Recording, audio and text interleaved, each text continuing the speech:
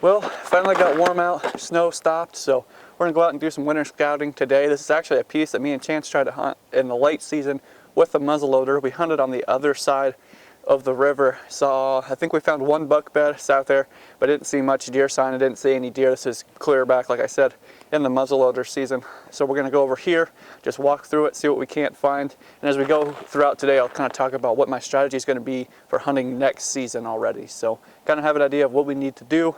So I'll talk about that as I start working my way through this property.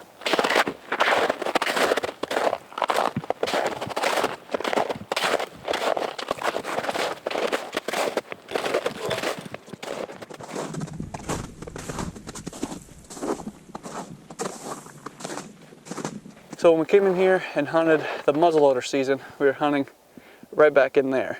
As you can see right here, we've got this pretty channelized river, which is different than what we're hunting back home. Back home we're hunting rivers that only get about knee high, got a sandy bottom, deer will just go back and forth across them all the time. It really doesn't slow them down. But we don't really know what they're gonna do with more channelized rivers like we see here. You guys can let us know in the comments if you guys hunt along rivers that are like this, probably more in the eastern part of the United States where they're more channelized. If you see deer crossing them on a regular basis, or if you think they more parallel it. Our thinking is that they kind of parallel it more than cross it. Since it's so deep and got a muddy bottom, it's a lot harder to cross unless they're trying to get away from a predator or something. So let us know what you guys think about them crossing rivers like this, because when we got in here, we saw the river was like this. We're like, well, we're kind of on the wrong side of the river, not really gonna cross. So I'm gonna go try to get in the stuff back up in there that we were gonna try to get to when it was muzzleloader season, but we couldn't cross and we kind of think the deer were probably bedding. So I'm gonna get up in there, try to walk through some of that stuff and hopefully find some good sign. Haven't seen much yet. There's a lot of human activity that goes on up there, so we probably got to push pretty far back in before we start seeing the sign that we want to see.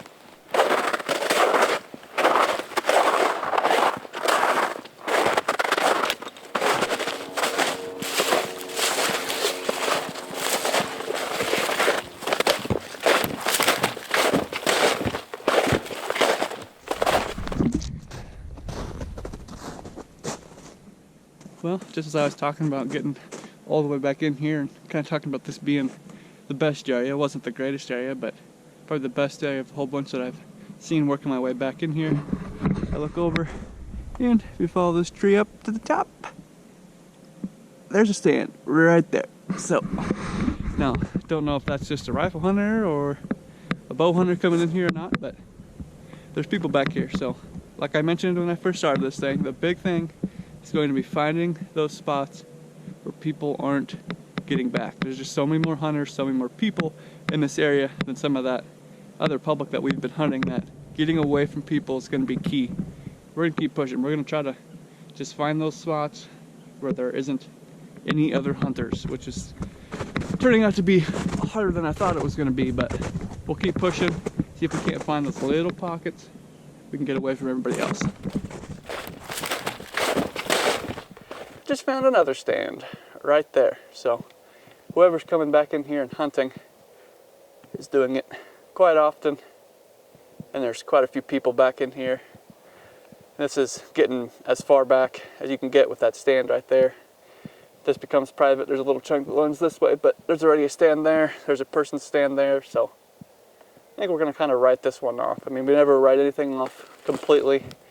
I guess we got enough spots around here. There's going to be better spots than coming in here and wasting our time where there's a lot of people moving through. We can find spots where there's not people. It's going to be harder than I thought, I think, based off this property, but we can find spots that are going to be better than this. So I'm going to keep pushing, just take a peek up here, see if we don't see anything. That's good. If not, we're just going to buck it out here, spend our time trying to find some better spots.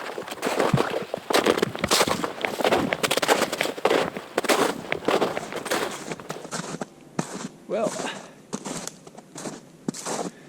like I was saying, too many of these back in here. So, needless to say, again, we're moving on.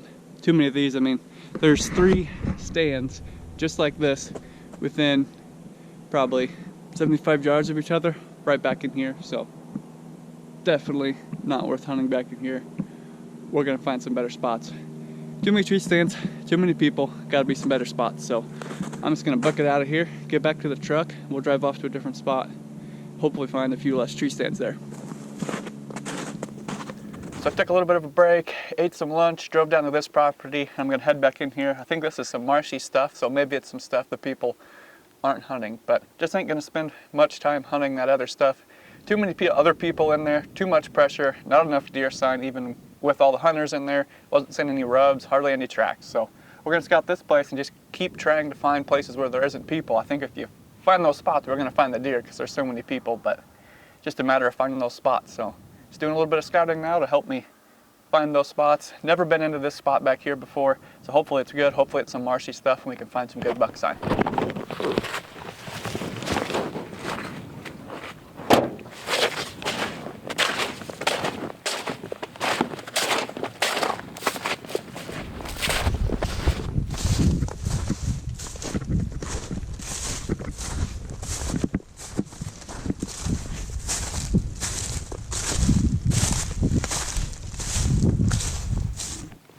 I can already tell this is probably going to be a little bit of a better area.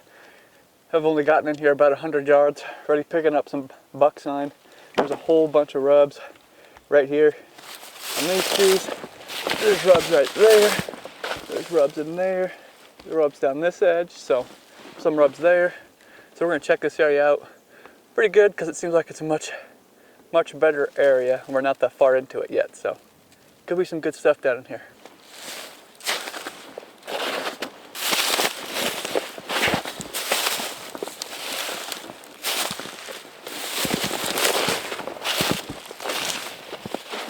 Finding a lot of rubs working their way along this transition right here, and that's what I'm following. I'm trying to figure out right now if they're bedding in some of this stuff. Like right now you can obviously tell it's pretty open. That's what I'm gonna try to put together, is if those rubs are meaning they're bedding in there or if they're just following this transition. But it's still back to those transitions. Those are things we talk about a lot of times when we're hunting in season. If you're going in and doing a hanging hunt, to find those transitions. And this you can kind of see this when we're scouting here. You can see why those transitions are important, because they're laying down a lot of sign along those edges. You just got to make sure you're in the right spot. Are we far enough back? If we set up right here, are we going to see them in daylight? Or if we have to push farther? So that's what we're looking for when we're scouting. When you're hunting, you can just incrementally work your way back. But since we're scouting, we can just push our way back there, kind of follow that sign back. I'm just trying to do a little bit of a loop right in here, try to find this sign, see if we can't find where they're bedding at. There's some more good habitat all the way up in there, so we might have to work our way back up that way, but we're going to concentrate on some of this marshy stuff right now where the sign is, and then loop around and see if we can't find any stuff back up that way.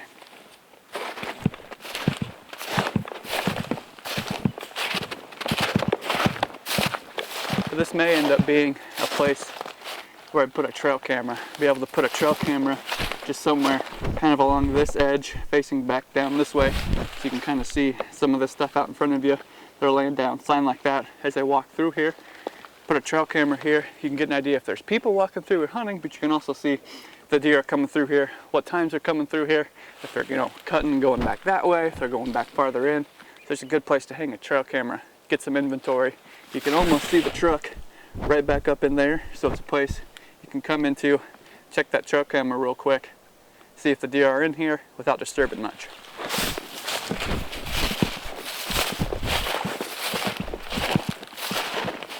But you can definitely tell they're working down this edge. Some of these trees here, marshy stuff, and your other more of a hardwood transition. So they're just working down those transitions. That's why we really focus in on those when we're scouting and when we're hunting.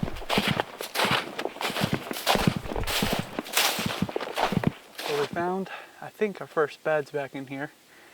Everything's pretty wet, so it's kind of hard to see hair and stuff, but I dug through some of this ground down here by the camera and found some hair in it. So I think this is a bed. I found one kind of similar to this right over there. That's what kind of made me sneak back through here. So I think these are deer beds back in here. There's no rubs on any of these, so not sure if they're buck beds or doe beds, but they're deer beds, which is what we've been looking for. Kind of pushed back here pretty far, really.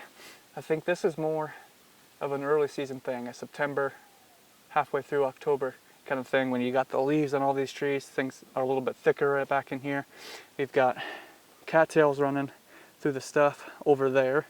That's good bedding. We've got really thick cedars and stuff back over this way. So My game plan for this year, since these properties are smaller, there's more of them, and there's more people here, is to pinpoint specific buck beds to hunt. So instead of just coming into an area and setting up there and then trying to work my way back, I'm going to find specific beds like we found right here, figure out how they're using them, what wind direction they're using them on, and then come in specifically to hunt these beds that just bounce around to the different spots. Around here, we've got 8, 9, 10 places to hunt. So if I can find 2 or 3 specific buck beds on those properties, I can bounce around to those, you know, depending on the wind, the situations, what time of year I think they're using those beds. So that's my game plan for this year, is instead of hunting specific kind of maybe broader bedding areas, to really pinpoint those buck beds, figure out how those bucks are using them, when they're using them, and how I can get in there and set up on them, and just hunt specific beds throughout the year. So kind of got one right here. We'll mark this on the map and keep pushing back, trying to find some better stuff. Just kind of want to talk a little bit more about this setup and how I would hunt it. We'll get out here so you guys can see some of these features a little bit better. So the bed we're talking about, right back in there. And if you look right here, we've got this transition that runs through here, kind of hardwood stuff more over here. You've got cattails right there. You can see that transition runs this way, comes through here, and runs back down and around. So my game plan would be to sneak in and either set up in some of those right there, if I think that's close enough. Might be a little bit too far. But my game plan would be to sneak into there, walk through these cattails, and then probably pop up in one of those trees, because we've got beds right there. When this stuff's taller in the early season, there's leaves on those. They can be bedded in there. The right wind, be quiet, you can sneak in real close and get in. Plus, you've got this transition right here. So if there's stuff bedded back over there that I don't know about, or it's bedded farther in, they might come and work this transition down. So that's probably the game plan for a spot like this. Set up on this transition where they might be coming down. You know there's beds right back in here and more stuff back that way. So that's the game plan for these beds. We'll mark it on the map like I said, try to find some more. I've been working my way back towards the truck, but now I'm on the other side of some of this marsh terrain. And I came out of right in there. You can kind of tell, looks like there's a bed right in there. But then you've got rubs right here, rubs right there, another rub back there. You've got a rub right there, and I think there's a rub right there in that little tree. Again, just right on this transition with beds probably right up in there. So it just kind of seems like a little bit of a staging area. He's bedding kind of right back up in there. Then he just steps out here and then just starts rubbing on some of these trees. And you can tell the rubs are just kind of in random spots. They're not really on a trail. You can't, you know, where you can see the next one and the next one and the next one as you move forward. They're just kind of in these random spots. So it just kind of makes me think that he's getting up and kind of staging right in here, which is perfect because we have enough. Yeah, there's another rub there, another one there, one right there. But perfect because we've got a bunch of trees right in here that we can sneak into and climb up in. We've got water right here on this side, but we can stay on that side of the water, stay out in the way with our wind blowing back this way towards the bigger water, come in and just sneak up right up in one of these trees, especially when all this is cover right here. He'll be back up in there and won't be able to see us. So should be a pretty good spot right here. There's kind of a little group of beds here, and then the other group of beds that I just found is farther back that way. So we got a couple groups of beds right here that we can kind of incrementally work our way back this way. And the better buck sign that I saw was back there towards the truck yet. So we might be able to start back there and just kind of do a series of 3 or 4 hunts and work our way back this way, hitting all of these bedding areas till we hit where that buck's at.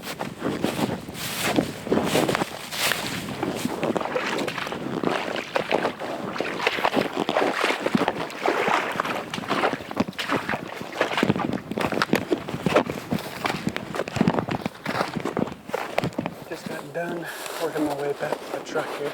I went up that way on the path a little bit and I could see back towards the truck. There's 2 other cars parked there, so I mean it's February 1st and there's 2 other cars parked in the public land parking lot doing stuff, which again is fine. It just adds to the difficulty of trying to find good spots down here. And I said that from the beginning, that is going to be the key, is finding spots where there isn't people, which is going to be hard because most of these spots have a lot of people in them. So I think think this area at least is better than the first place we scouted. It at least has some potential. We're going to have to adjust our strategies a little bit and just keep going, keep trying to find these places where the people aren't going. But at least this spot has a little bit of potential, has a couple spots we can come into and give it a shot. So that's going to be a wrap on this scout. Got through a couple areas, found a couple spots we can at least come back to it and hunt. So thanks for watching, guys. As always, like and subscribe.